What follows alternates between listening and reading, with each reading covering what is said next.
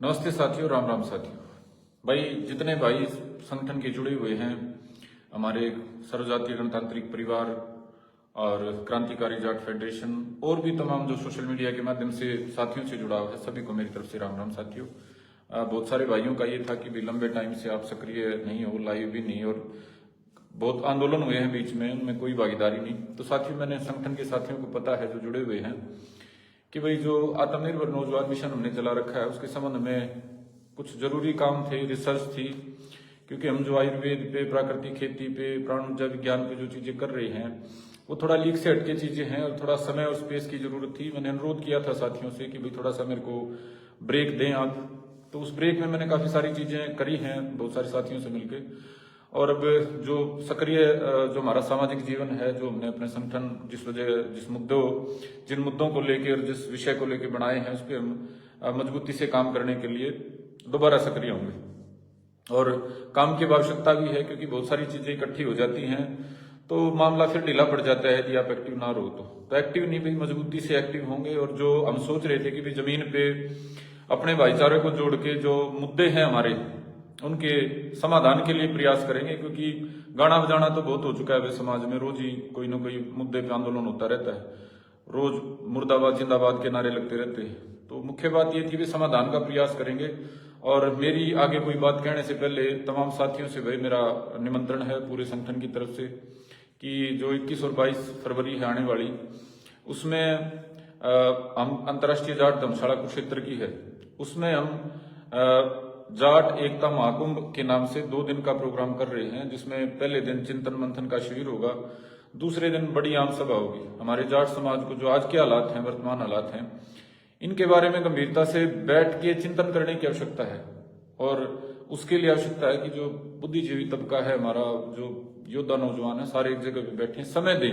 वरना पंचायतें होती हैं भाई, एक बार अपनी बात कही दूसरे के सुनने से पहले चले जाते हैं तो समाधान की ओर बात नहीं जाती भाई। तो ये प्रयास है 21 और 22 फरवरी का, और उसके लिए हम अब रोज से प्रचार भी शुरू करेंगे। जमीन पे हमारा आमना सामना जुड़ा, सारी बातों में चर्चा विचार होंगे, लेकिन चूंकि काफी टाइम बाद हमारी बात हो रही है तो पहले निमंत्रण मेरा स्वीकार करें। उसके बाद में साथियों के हमने एक दिन ग्रुप हमने बना रखा है, उस ग्रुप में भी चर्चा करी थी, सबके सुझाव लिए थे। उसके अलावा निजी तौर पे मेरे पास आते रहते हैं। पहला तो ये आता है कि ये सरकार ऐसा क्यों कर रही है, कभी किसी भाई के ताला मार देती है घर पे, कभी किसी को नोटिस भेज देती है, कभी किसी को मुकदमे में फंसवा देती है। तो इस तरह का ये सरकार कर क्यों रही है भाई? थोड़े शब्दों में आपको बता दूं, खाली ये सरकार नहीं, तमाम सरकारें हमेशा ही ये चाहती हैं कि समाज जो है वो कभी मुद्दों की लड़ाई ना लड़े। समाज जो तकलीफ है उस तकलीफ को भूल के बेफालतू के मुद्दों पे रोज सरकार से सिर्फ उड़ाता रहे, रोज जिंदाबाद मुर्दाबाद करता रहे। ये सरकार भी ऐसी है, इससे पहले वाली ये अंग्रेजों से नीति चली थी कि भी समाज अगर एकजुट हो गया, समाज अगर जायज मुद्दों पे और जो लूट होती है समाज के साथ अलग अलग तरीके से, उसके खिलाफ एकजुट हो गया तो समाज किस सरकार को क्या मानेगा भाई? 90,000 अंग्रेज थे, हमारा सारा देश अगर एकजुट हो जाता एक ही मुद्दे पे शुरुआत में ही तो उखाड़ के फेंक देते।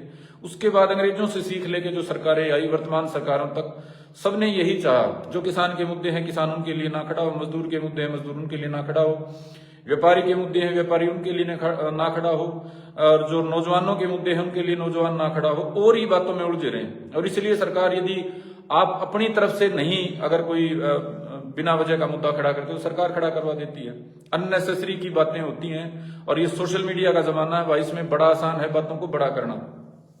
किसी को थोड़ा सा कुछ कह दे सरकार, किसी को कोई धमकी पहुंचा दे उसी बात के ऊपर, क्योंकि आपके जीवन का हिस्सा बन गया सोशल मीडिया तो जैसे टीवी की जगह ले ली, टीवी वाली जगह पे सोशल मीडिया आ गया। कोई भी बात हो जाती है, हमारे को बात बड़ी लगती है।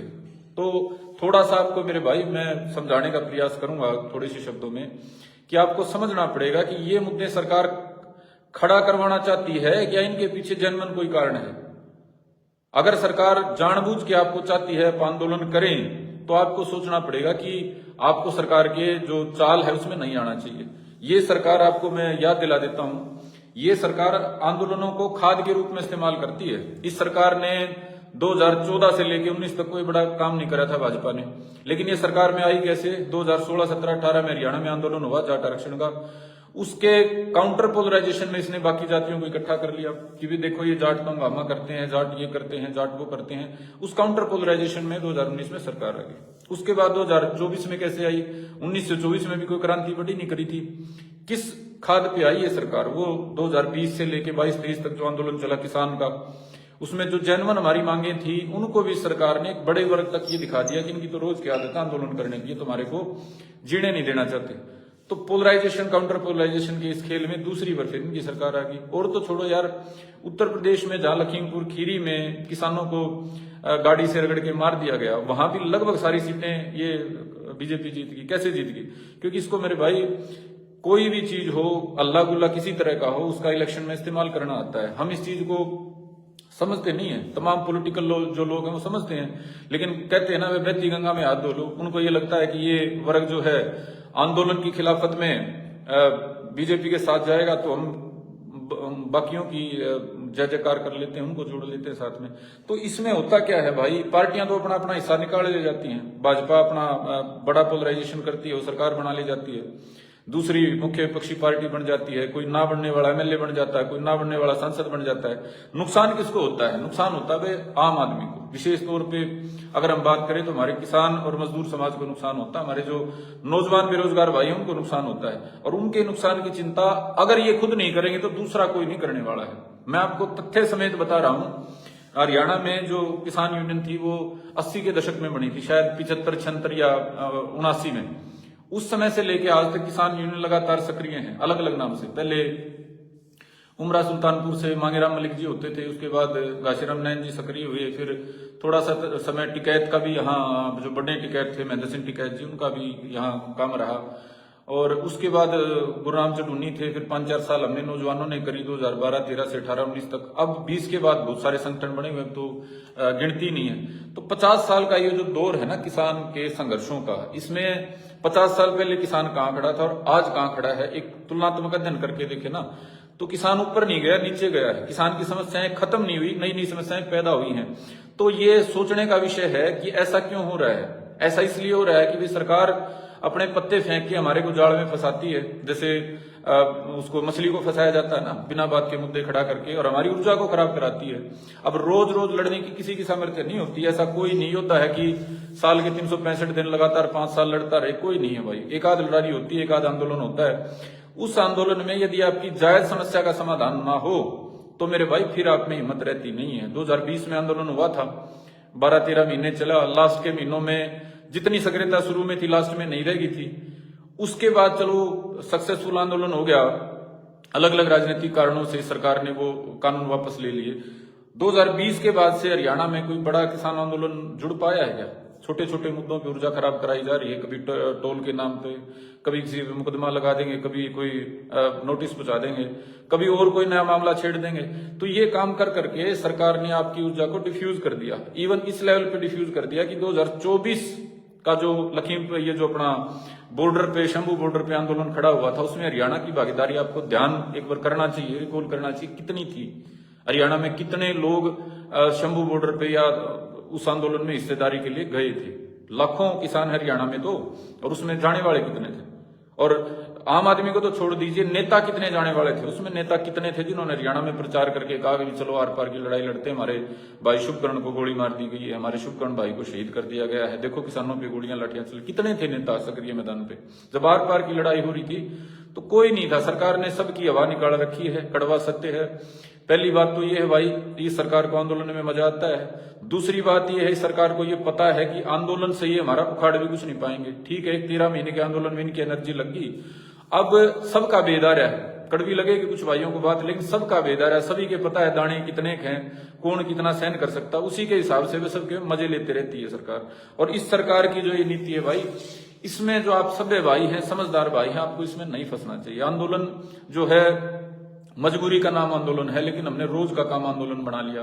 तो भी मेरी तो शुरू से ही समझ है, बीच में थोड़ा बहुत समाज का, आप जैसे भाइयों का दबाव आ जाता है, अलग बात हो जाती है, नहीं तो शुरू से ही समझ है कि जो मुद्दा हमारे पूरे समाज के जीवन को प्रभावित करे उसमें ही अपनी ऊर्जा लगानी चाहिए। वरना जो सरकार जिन पे चाहती है ना उन बातों पे नहीं लगानी चाहिए। आपको क्या लगता है सरकार हमारे को प्रोवोक नहीं करती होगी?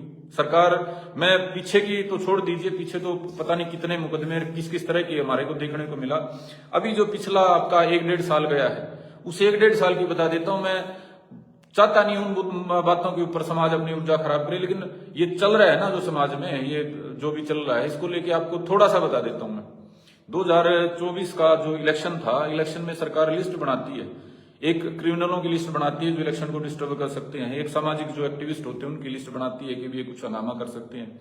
सरकार ने मेरा नाम और मेरे साथ में जो गांव के साथी काम करते हैं उनका नाम क्रिमिनलों की लिस्ट में बड़ी उसमें डाल रखा था, बोल्ड लेटर्स में लिख के, और मेरे खिलाफ और मेरे तमाम जो साथी हैं उनके खिलाफ मुकदमा दर्ज कराया था चुनाव के समय पे कि भी तुम दंगा भड़का सकते हो, इसलिए तुम्हारे को बाउंड कराया जाता है, तुम आओ और अपनी बेल कराओ। और किन के साथ मेरे को बाउंड कराया था, किन के साथ मुकदमा दर्ज कराया था? वो जो हिसार जिले के वांटेड क्रिमिनल्स हैं, सामाजिक कार्यकर्ताओं वाली लिस्ट में नहीं डाला, वांटेड क्रिमिनल्स वाली में डाला। गैंग लिख दिया हमारे संगठन को, गैंग, ये गैंग वाले हैं 5-6 हम जो थे, और उस लिस्ट में डाल दिया पक्का प्रबंध, ताकि मुकदमे में 30 आदमी जो हैं सारे वांटेड है वो तो आएंगे नहीं भाई। कोई जेल में है, कोई बाहर है, कोई 302 जिसने 10-10 कर रखी, वो तो रोज थोड़ा आएगा छोटे मुकदमे में, अब ये ऐसे ही चक्कर काटते रहेंगे। तो इस तरह के हैरेसमेंट के काम उसके बाद से लेके अब ये इस जून तक की बताता हूं आपको। इस जून तक अक्टूबर, नवंबर, दिसंबर और 6 महीने, 6 और 3 9 महीनों में हर 15 दिन में हमारे को नोटिस दिया गया, हर 15 दिन में। और नोटिस किस तरीके से दिया गया आपको जान के रानी होगी। ये नहीं कि 2 पुलिस वाले आगे मोटरसाइकिल पर नोटिस देंगे, कम से कम 20-25 आते, थाने का थानेदार आता व्यक्तिगत तौर पे, और सवेरे क्या पता 5 बजे आ जाते, 5 बजे कुंडा खड़काते, 5 बजे घंटी बजाते। अगर ना उठता तो दीवार कूद के अंदर वाले दरवाजे खड़खड़ खड़खड़ उठ ले। आदमी को लगे पता नहीं क्या क्राइम करके आ गया, वे पता नहीं किसने क्या कर दिया, क्या सवेरे 5 बजे क्या ढूंढने आ गए, जाके पूछो क्या बात होगी, हम तो पता करने आए हैं, वह घर पे है कि।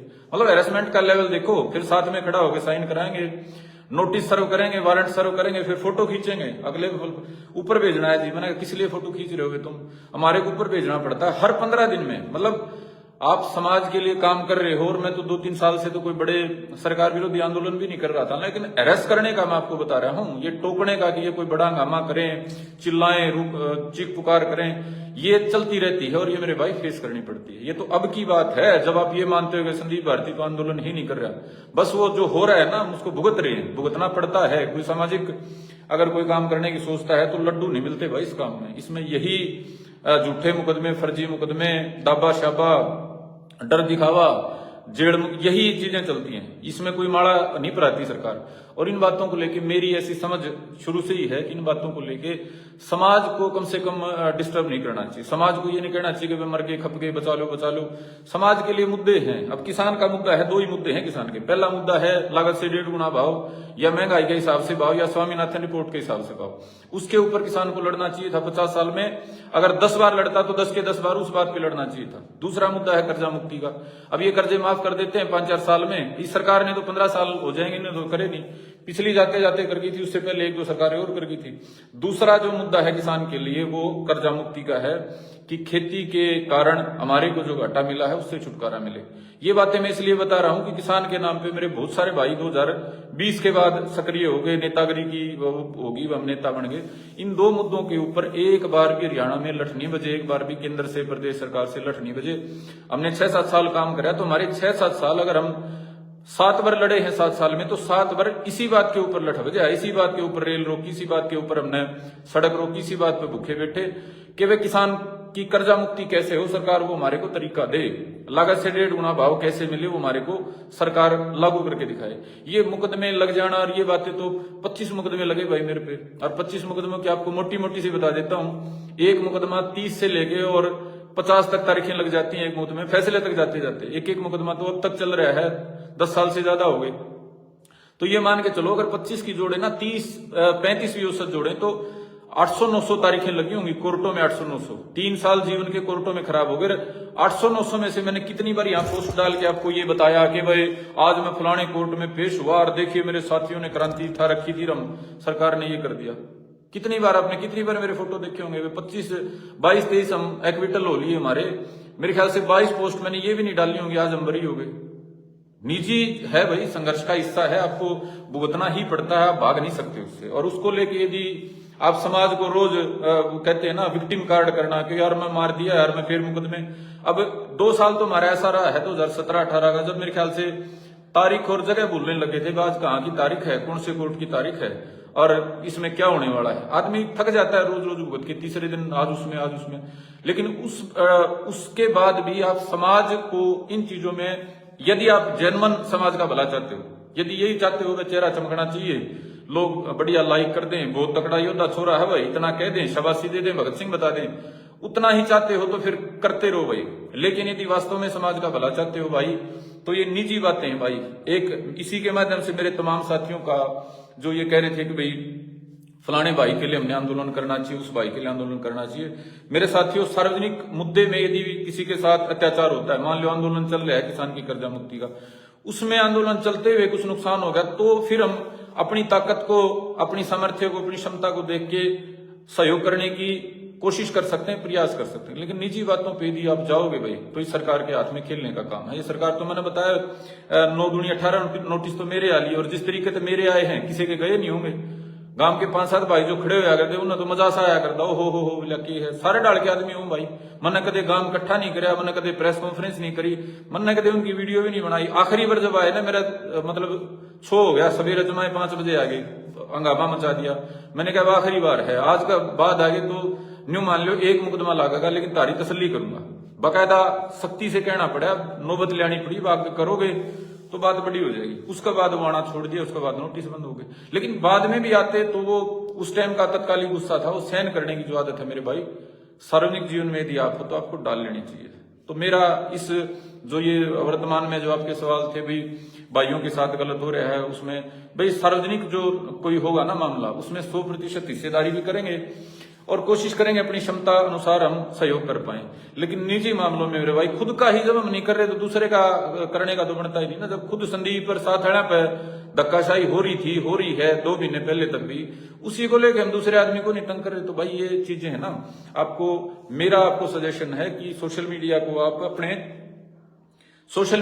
अपने निजी जीवन पे हावी ना होने दें। ये चीजें सरकार करती है, सरकार टोक के देखती है, कुछ भोले भाई होते हैं, कुछ ये चाहते हैं कि भी सोशल मीडिया से धरती चल रही है, यहां से ही बड़ा क्रांति आंदोलन हो जाएगा, तो इसी पे वो सोचते हैं सब कुछ हो जाएगा। तो भाई मेरी ऐसी सोच नहीं है। और मैं, आदमी कहता है ना भाई, इतने सारे ये सारे काम करके आदमी पक जाता है इन चीजों से। आदमी को ये हो जाता है कि ये चीज बस दिखाने की है, इसमें दम नहीं है। तो सरकार के बहुत सारे जो दांत है ना सरकार के, दिखाने के करने पे सरकार आती है ना। तो मेरे साथ वाले तमाम भाई जो कैथड़े नरवाना और इधर की बैठ के, उनको पता है करने का काम क्या होता है। रिश्तेदारी तक को थाने में बैठा लेती है भाई, जब करने पे आती है तो पता करके मैं इनका ब्याह कड़ा रखा है, इनकी छोरी कड़ा ब्याह रखी है, इनकी बुआ कड़ा है, मामे कड़ा है, ओड़े जीपसी घर कागज आखड़ी हो है, वो होता है उत्पीड़न और दमन। और ये बाकी सारी चीजें भाई ये सहन करी जानी चाहिए। अगर ज्यादा बड़ी बात है तो निजी तौर पे मेरे भाई, निजी तौर पे मैं हमेशा ही भाइयों के लिए खड़ा रहा हूं, बिना किसी बात का करे। कोई आंदोलन चलता है, कोई भाई जो भी मेरे से सलाह समझ मांगता है वो कर देता हूं। किसी के कहना सुनना होता है कह देते हैं, किसी प्रकार के और सहयोग की जरूरत कर देते हैं। लेकिन आप जो भाई मेरे साथ जुड़े हुए हो भाई, आपने मैं जब तंग करूंगा जब कोई बात समाज के फायदे कराने की होगी। तो मेरे ख्याल से आप मेरी बातों से समझ पाए होंगे कि मैं रोज जो आंदोलन या रोज जो सरकार द्वारा आंदोलन करवाने की कोशिशें होती है, उनमें अपनी हिस्सेदारी क्यों नहीं करता हूं। निजी तौर पे बुरा लगता है, उस भाई के शिकारा के जो घर का ताला मारा बहुत बुरा लगा, लेकिन क्या करें, उसके ऊपर आंदोलन करें तो सरकार का वो बात है, ठीक है 10-15 दिन चल लगा, नुकसान होगा। कुछ हम गलतियां कर जाते हैं, जैसे रविवाड़ा केस में होगी, कुछ ऐसी चीजें होती हैं जो कुछ भी नहीं होती फिर भी सोशल मीडिया पे बड़ी बात बन जाती है। तो भाई मुद्दा देख के, मामला देख के, अब इतनी तो समझ आ रही है ना संदीप में भाई, 10-12 साल तो सोशल मीडिया का युग भी देख लिया। अब कौन सा मुद्दा लड़ने का है भाई और कौन सा मुद्दा आंख बंद करके कोई नहीं भी जो है वो देख लिया जाएगा, जो है वो सहन कर लिया जाएगा, उतनी समझ आ रही है। तो मेरा आपसे सभी से अनुरोध है भाई, आप सोशल मीडिया को इतना अपने जीवन में हावी ना करें कि छोटे से छोटी कहीं घटना होगी और उसी को दिल पे ले लें, यार पता नहीं क्या होगा। कुछ नहीं भाई, ऐसे चलता रहता है। मैंने अपनी बातें आपको ये 2-4 इसलिए बताई, आपको थोड़ा सा अंदाजा हो जाए। जो सक्रिय जो काम करता है ना भाई, उसके लिए ये कॉपी में लिखना होता है शुरू वाले पन्ने पे कि भाई ये चीजें मेरे को फेस करनी पड़ेगी, इनके लिए मैं तैयार हूं। दूसरी बात है भाई, आगे का क्या, आगे का ये है भाई कि जमीनी कड़ी मेहनत करनी पड़ेगी। मेरे तमाम जो साथी हैं, ये तो बातें थी जो आपके बीच में चल रही हैं, जो गंभीर जो पॉलिटिकल डिस्कोर्स है या सोशल डिस्कोर्स है, जो डिस्कशन है हरियाणा के समस्याओं का, वो बहुत गंभीर ऐसे मुद्दे हैं जो ये सरकार मतलब आपको किसी और काम में लगा के आपके बुढ़ाव में डाल के और बिल्कुल हरियाणा का और देश का सत्यानाश करने पे तुली हुई है। आज मेरी शक्ति नहीं है, मैं चिल्ला चिल्ला के कह दूं ताकत नहीं है, संगठित नहीं है, वैसे रोना धोना मचाएं तो कोई फायदा नहीं है। लेकिन ये सरकार कुछ ऐसे काम कर रही है जो देश के टुकड़े टुकड़े करने वाले काम है। सरकार कहती है ना कि फलाना फलाना टुकड़े टुकड़े गएंगे, भाजपा वाले मेरे भाई कहते हैं, तो ये सरकार भी बहुत सारे ऐसे काम करने लग रही है भाई, जो हरियाणा प्रदेश को भी, देश को भी बर्बादी की दिशा में लेके जाने वाले हैं। मेरी आज मैं फिर कह रहा हूं, आज हम संगठित नहीं है उस लेवल की कि सरकार का हम को चैलेंज कर पाए, लेकिन वो चीजें हैं और उन चीजों के ऊपर हम अब सक्रिय अपना काम शुरू करेंगे, सक्रिय संगठन के तरीके से, सक्रिय मुद्दों पे, और सक्रिय जो हमने अपना एक बड़ा मिशन शुरू करा है आत्मनिर्भर नौजवान, इन तमाम मुद्दों पे अपना काम शुरू करेंगे। और उसके लिए भाई शुरू तो मतलब आज से हो गया, कल से तमाम साथियों से मिलना जुलना शुरू हो जाएगा। जो भी भाई मेरे से जुड़ा हुआ है व्यक्तिगत तौर पे बैठ के, या कोई और जुड़ना चाहता है, बैठ के बात करेंगे हम डिटेल में। यहाँ सारी चीजें जो होती हैं वो कहीं भी नहीं जा सकती। और 21 फरवरी को 11 बजे हम अपना जो ये जाट एकता महाकुंभ है, इसमें जो पहला दौर है, पहले दिन का चर्चा का, मंथन का, चिंतन का, उसको शुरू करेंगे। दूसरे दिन जो हमारे आम जो भाई हैं, 22 फरवरी को उनका निमंत्रण है भाई जाट धर्मशाला कुरुक्षेत्र में। उस दिन हम वो जो पहले दिन हम चर्चा करेंगे, हरियाणा के जो आप सारे बुद्धिजीवी भाई हैं, मेरे बुजुर्ग हैं, उनको उनके बीच में रखने का काम करेंगे। क्योंकि जाट की भी, किसान की भी सबसे बड़ी समस्या यही है, वे दिमाग में जो आगे उसी को पेल देते हैं, चिंतन मंथन करते नहीं है। और आज का जो युग है वह जितनी तरह की ताकतें आपके खिलाफ काम कर रही हैं, आपको लगता है कि बस ऐसे ही ये सरकार से लड़ाई है, ये लड़ाई बहुत अलग अलग पैमानों पे, अलग अलग फ्रंट पे, अलग अलग उससे लड़ी जा रही है। जिसमें सरकार का एक हिस्सा है, बड़े कॉरपोरेट है उनका एक हिस्सा है, अलग पार्टियां उनका एक हिस्सा है, देश विरोधी ताकतें उनका एक हिस्सा है। बहुत तरह की ताकतें आपके खिलाफ काम कर रही हैं, आपको अपने तरीके से इस्तेमाल करने के लिए काम कर रही हैं। तो उन ताकतों से बिना समझ के नहीं लड़ा जा सकता। हमारे में बहुत ताकत है, आज भी लड़ने की ताकत है मेरे समाज में, मेरे पे भी, मेरे साथ वालों पे भी, कुछ भी कर सकते हैं। रेल मतलब कहने वाली बात है, कुछ भी कर सकते हैं। लेकिन वो जो बिना समझदारी की ताकत है ना, उससे समाधान नहीं है। 50 साल का मैंने आपको किसानों का उदाहरण दिया, 8-7 साल का मेरा खुद का अनुभव है, मेरे साथ वाले अब तो वो कहना बंद करके कि नए लोग मिलकर उनको लाने देने के लिए मेरे को क्या करते, संदीप 7 साल हो गए, हम तेरे लिए 70 बार इकट्ठे हो लिए, हजारों आदमी जोड़ लिए, कुछ हुआ तो नहीं जीवन में सुधार। तो मेरे भाई ये जो जीवन में सुधार जिसके लिए आपका संघर्ष, आपका आंदोलन होना चाहिए ना, ये आंदोलन और ये संघर्ष और ये ऊर्जा चिंतन के बाद, मंथन के बाद लगाई जानी चाहिए। आज मैं कह दूं जोश में आके भाई ये फलानी बात ऐसे होगी, जुड़ जाओ, कितनी बार जुड़ोगे? वो भेड़िया आया वाली बात मेरे भाई ये आगे लेके जाने वाली बात नहीं है। अच्छा फील कराती है, आप नारे लगाते हो संदीप भाई बहुत बढ़िया, अच्छा फील होता है, लेकिन जब तक समस्या का समाधान ना हो तब तक मेरे भाई संतुष्टि नहीं है जीवन में। ये अच्छा फील कराने वाली चीजें बहुत होली। अब मेरे भाई मुद्दों पे समाधान का काम होना चाहिए, बातों से भी बात आगे जानी चाहिए। तो 21 फरवरी को हम तमाम साथी हरियाणा के, कोई राजनीति से जुड़ा भी हो सकता है, कोई अलग अलग तरह के जो साथी हैं, सबको लेके हम बात करेंगे। और मोटे मोटे से मुद्दे, एक तो तत्कालिक जो मुद्दे हमारे चल रहे हैं भाई, ये बार बार आपकी बातें आती हैं, फलाने भाई का साथ दो, कोई नहीं भाई, अगर हम संगठित हुए मजबूती से तो इंडिविजुअल तौर पे, व्यक्तिगत तौर पे भी अपने आप को इतना मजबूत कर लेंगे यार, बिना लठ बजाए सरकार से कोई समाधान होने की बात हो जाए। रोज रोज सड़क पे नहीं उतरा जाता, लेकिन आपके पास अगर ताकत है, बहुत सारे वर्गों ने अपनी अपनी ताकत बना रखी है, देश के व्यापारी संगठित हैं, कुछ नहीं करने की जरूरत होती है, एक धमकी देते हैं भाई, अगले दिन सरकार का बुलावा आ जाता है, अगले तीसरे दिन समाधान हो जाता है उनकी बात का। कभी देखा आपने देश के व्यापारियों को, देश के पूंजीपतियों को सड़क पे धरना रखे हुए या रोड जाम करे हुए? बताओ कभी एक उदाहरण हो तो। बहुत सारे ऐसे वर्ग हैं जो कभी नहीं लड़ते दिखाई देते, लेकिन सबसे ज्यादा जो पॉलिसी मेकिंग होती है, पॉलिसी रिलेटेड डिसीजंस होते हैं, उनके पक्ष में होते हैं, उनके लिए होते हैं। क्यों होते हैं? क्योंकि मेरे उनको काम कराने आते हैं, उनको ताकत का इस्तेमाल करना आता है, वो सोच के चलते हैं, समझ के चलते हैं। हम समझदारी नहीं दिखाते तो देख लो 50 साल में पूछना, जो किसान यूनियन में पुराने जो लोग हैं ना भाई, उनसे पूछना कि शुरू में जब किसान यूनियन बनी थी तो किसान की क्या हालत थी, और उसके 20 साल बाद क्या थी, 10 साल बाद क्या थी, 2005 में, 15 में, आज क्या है। कर्जा जो है बढ़ता ही जा रहा है, बर्बादी जो है बढ़ती जा रही है, और हम अब भी ये देख रहे हैं कि हम लड़ाके बढ़े हैं। तो भी कहने के लड़ाकों से बात मेरे साथियों बनेगी नहीं, हमने जमीनी काम करना पड़ेगा और जमीनी मुद्दों पर करना पड़ेगा। और उसके लिए पहली चीज है वह चिंतन मंथन। संदीप भारती के दिमाग में क्या चल रहा है, जब तक आप इलाइट जो है ना बुद्धिजीवी लोग हैं, आप आपस में मंथन करके ये नहीं कहते हाँ ये बात संदीप करने की है, तब तक करने का मजा नहीं है भाई। अपने कहते हैं ना लट के सोड़ बांध कर बैम पाड़ के हमने बहुत काम करके देख लिया, उनका नतीजा मेरे भाई समाज को मिला नहीं है। अच्छा को आके मर जाए, छोटा मोटा ये को पद लेके मर जाए, एमएलए बन के मर जाए, तो मजे वाली बात नहीं है। हमारी योद्धा ये नस्ल है, कौम है, योद्धा हमारा समाज है, चाहे जाट समाज हो चाहे किसान समाज हो, और इसको मजबूती से भाई सोच विचार करके अब आगे बढ़ना पड़ेगा। और अपनी तरफ से मेरे से आप जो साथी जुड़े हुए हैं, मेरे से थोड़ा सा जो अच्छा महसूस करते हैं, प्रभावित हैं, आप सभी का आमंत्रण है भाई, खुल के है। 2 दिन शनिवार इतवार है, बढ़िया ब्रह्म सरोवर में घूमेंगे, नहाएंगे और अच्छा डिस्कशन करके समाज को आगे का मजबूत रास्ता देंगे। जो आज की समस्याएं जितनी भी है ना, मैंने तो आज समस्या का जिक्र शब्दों से किया ही नहीं, आप सभी को पता है क्या क्या 8-10 बातें हैं जो रोज समाज में चलती हैं, ऊर्जा जो खराब करवाती हैं। कभी जाति के नाम पे ब्राह्मणों को गाली, कभी किसी दलित को गाली, कभी राजपूत को गाली। क्या है ये मामला? फायदा देने वाला है क्या? कभी किसी बात के ऊपर इकट्ठे कर रहे, कभी किसी, तो ये चीजें मेरे भाई बंद होनी चाहिए, इन चीजों पे लगाम लगनी चाहिए और जो मुद्दे की बात है वो होनी चाहिए। और मैं और जो साथी हैं उनको बताना चाहता हूं कि ये कह देते हैं कि भाई ये जेड़ वाले भाई हैं, इनका भाई मोटी मोटी सी तो जिम्मेदारी जैसी निभा सकते थे, मेरी क्षमता और मेरे साथ के भाइयों की क्षमता अनुसार तो निभाने का प्रयास करा है। बाकी एक स्थायी व्यवस्था बनाने के लिए कि भाई जो समाज के लिए नुकसान में गया है, समाज के लिए जिसपे मुकदमा लग गया है, जिसको जेड़ हुई है, उसके लिए एक स्थायी व्यवस्था बनाने के लिए भाई अपना जो ये हमारा महाकुंभ है, जाट महाकुंभ, जाट एकता महाकुंभ, इसमें एक नीति बनाएंगे भाई। कोई समाज के लिए जेल चला जाता है, उम्र कैद हो जाती है, गोली लग जाती है, बाद में वो आंदोलन करने वाले तो अपने लुक जाते हैं भाई, भुगतना उन परिवारों को पड़ता है। तो ऐसी स्थायी व्यवस्था हो जिसमें किसी भाई को समाज के लिए खतरा उठाते हुए ये महसूस ना हो कि मैं कर गया, मेरे कि मैं हो गया तो मेरे परिवार ने कौन संभालेगा, या मेरे तो कुछ ना हो पाया तो मेरे को जो फेस करना पड़ेगा उसमें साथ कौन देगा। आप ये देखो यार, हमारी इतनी दुर्गति जो है ना होती नहीं यदि संभालने वाला तंत्र होता ना हमारा, संभालने वाला जैसे सरदारों का, सिखों का व्यवस्था है ना अगलों की, कितना बड़ा काम कर दें समाज के लिए, चाहे वो किसी को बुरा लगे किसी को सही लगे, संभालने वाले लोग हैं भाई। घर परिवार को रुड़ने नहीं देते, हमारे घर परिवार उड़ जाते हैं। तो ये दूसरा ये बात रहेगी।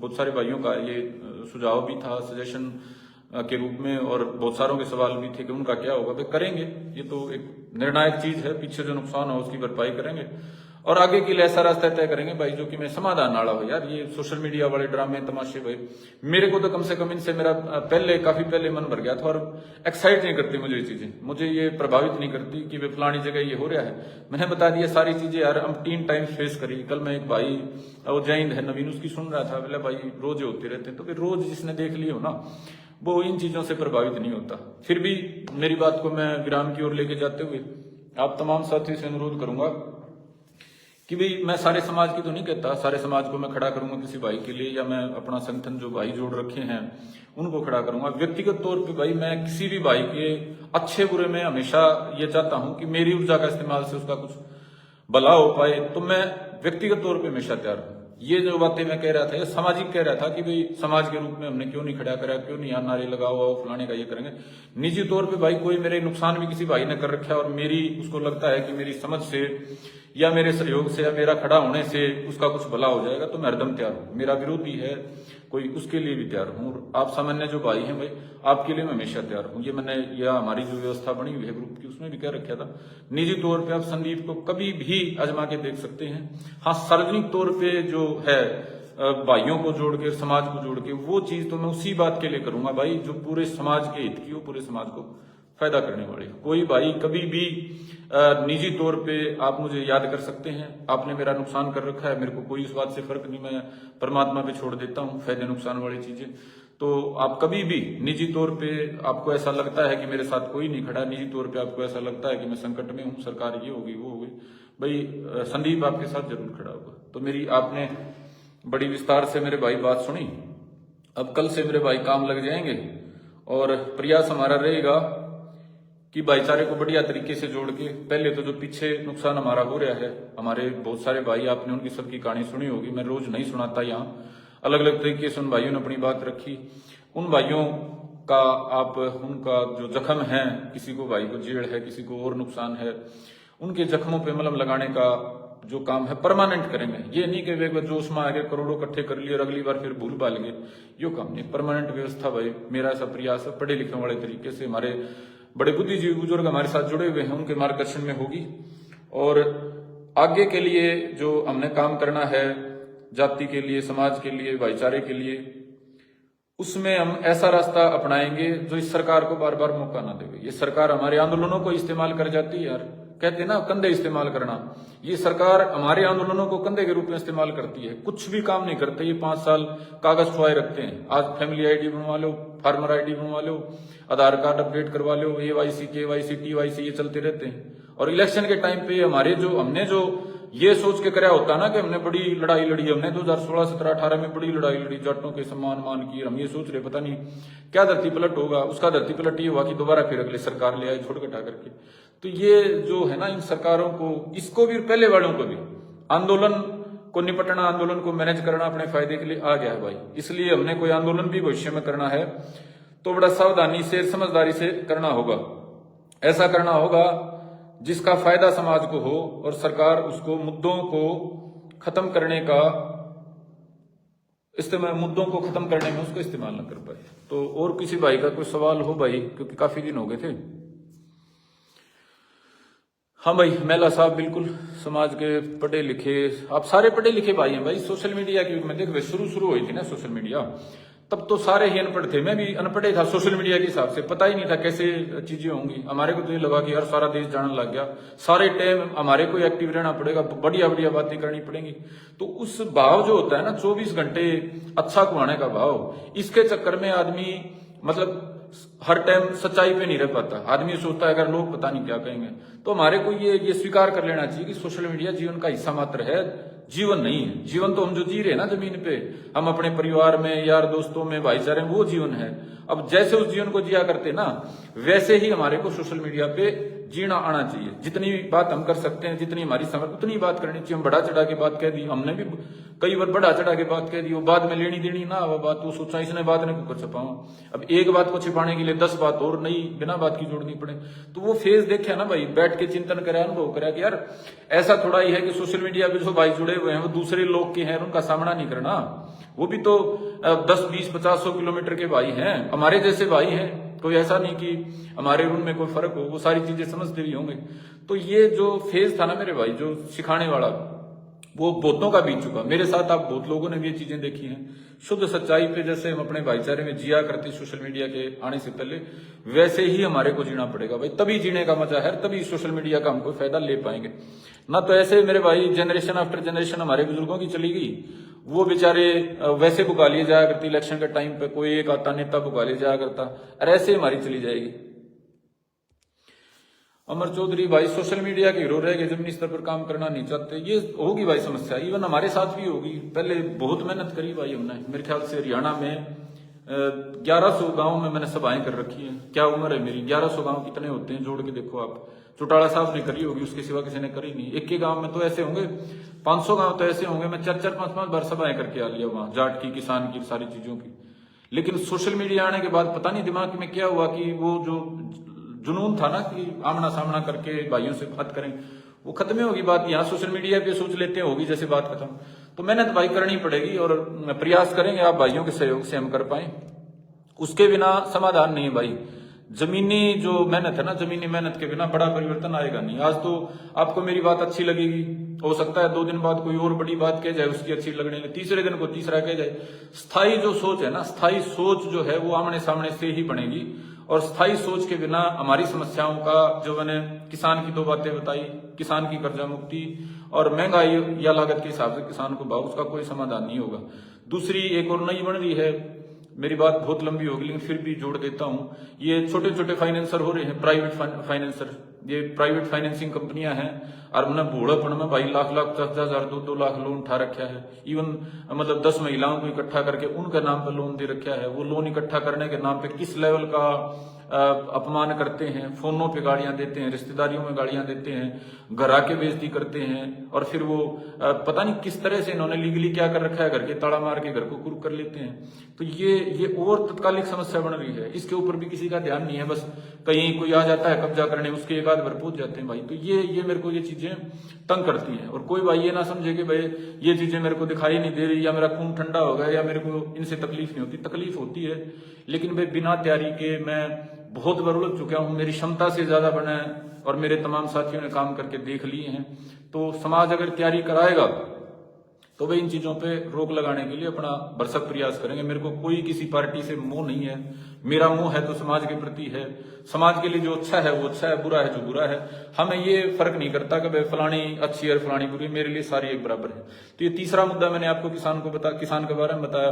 और जाट समाज के मुद्दे तो पूछो ही ना भाई, अननेसेसरी की बातें, आपस में टकराव कराना, कभी ब्राह्मणों से, कभी दलितों से, कभी कुछ कभी कुछ। तो ये बहुत सारी चीजें हैं भाई जिन पे आप भाई और हम मिलकर काम करेंगे। मेरा तमाम भाइयों से, इस पे मैं नंबर लिखना भूल गया, पेज का नंबर लिखा हुआ है, जो भाई जुड़ना चाहते हैं वो संपर्क करें। अब 8-8, 10-10 भाइयों की एक छोटी छोटी मीटिंगें करेंगे, अगले लगभग 1 महीने का टाइम है उसमें महाकुंभ में। तो अपना जो एक होता है ना घोषणा पत्र, या जिन बिंदुओं पे चर्चा होनी चाहिए वो हम बैठ के तय करेंगे। और 21 और 22 को 2 दिन भाई इकट्ठे, भाई जरूरत पड़ी तो 1 दिन और बढ़ा लेंगे भाई, हमने किसी से परमिशन नहीं लेनी। तो 2 दिन का ये प्रोग्राम है, आवश्यकता हुई तो आगे बढ़ाएंगे। तमाम मुद्दों पे चर्चा करेंगे, सामाजिक भी, राजनीतिक भी, धार्मिक भी, और भाई आपके आर्थिक भी, तमाम पहलुओं पे चर्चा करके जमीन पे अपनी सारी ऊर्जा आपका भाई संदीप लगाएगा। संदीप के साथ जो जिम्मेदार भाइयों की, बुजुर्गों की टीम है वो लगाएगी। तो आप तमाम भाई काफी लंबी बात होती ही जा रही है, मेरे ख्याल से ये ऐसे ही होती रहेगी अगर हम ऐसे ही लगे रहे तो अपने सारे भाईचारे भाई राम राम, धन्यवाद। और फिर मैं दोबारा दोहराता हूं भाई, निजी तौर पे भाई की जरूरत हो, आपने माड़ा भी काम कर रखा है तो भी कोई बात नहीं, ये जो मुद्दे थे, ये जो बातें थी, सार्वजनिक जीवन के लिए हैं। निजी तौर पर आपको आवश्यकता हो, संदीप अपने विरोधी, अपने जिसने मेरे खड़े खोद रखे हैं उसके लिए भी तैयार है। आप किसी समय अपने भाई को याद कर सकते हो। आप सभी का धन्यवाद। जय हिंद, जय भारत, जय भाईचारा, जय सिया राम जी।